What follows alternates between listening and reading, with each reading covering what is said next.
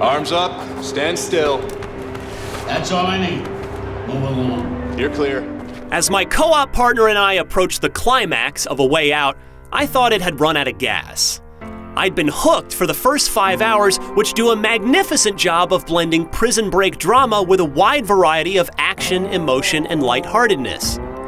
But here we were, knee-deep in a cliched sequence I'd seen a million times before in both games and movies, and I thought A Way Out had run out of tricks. And then it punched me in the stomach. I don't want to spoil anything about its finale, but know this: A Way Out is worth seeing through to the end.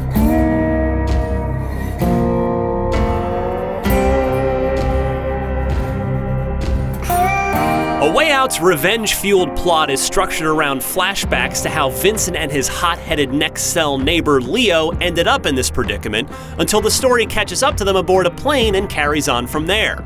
It ebbs and flows like a movie, and it somewhat feels like one too. You'll spend a lot of time watching cutscenes, but you're also free to walk around in many of those moments, with the screen frequently split to accommodate both players' freedom to move and explore the 1970s setting. Leo and Vincent each have believable motivations that become clear as the story unfolds. In fact, it's interesting to talk to the same NPC with Leo and Vincent one after the other, because while the conversation will usually turn out the same way, the path of those chats will be completely different. Oh yeah? And you're gonna stop me?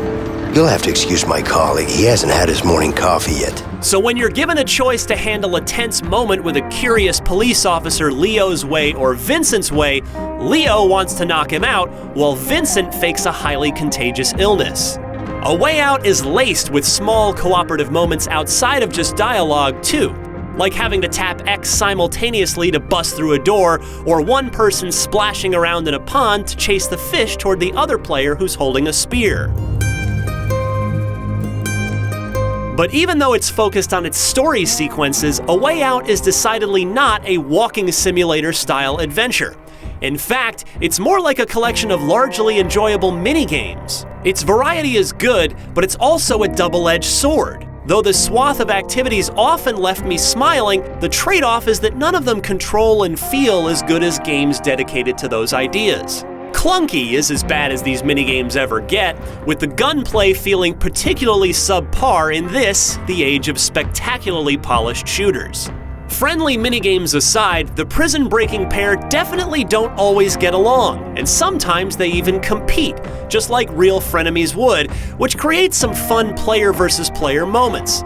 Neither my co-op partner nor I would give in during our button-mashing arm wrestling match, even though it had no bearing on the game or the story, and I took a completely unnecessary glee in beating him in Connect 4 twice.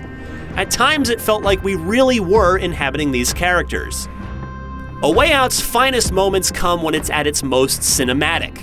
The brilliantly choreographed hospital escape scene, for example, maintains one unbroken camera shot even as controls are cleverly trading back and forth between Leo and Vincent, while the aforementioned ending blends cinematography and gameplay in clever ways. And a Splinter Cell-esque back-to-back climb up a tall maintenance shaft requires the utmost cooperation and communication and had us laughing at every misstep. It was the peak of the mandatory cooperative gameplay that's enforced here. And commendably, you get a free token to give to a friend, so you only have to buy one copy to play online. If you go into A Way Out thinking its mandatory two-player co-op is a gimmick, you'll likely come out of it realizing that it couldn't have been done any other way. Vincent and Leo's journey will have you and a friend performing tasks together, both mundane and dramatic, and the result is a memorable, variety-packed cinematic adventure that feels like what Telltale's games might have evolved into if they'd leaned into game mechanics instead of phasing them out. For more on A Way Out, check out our Let's Play with writer-director Joseph Fares and the opening minutes of gameplay.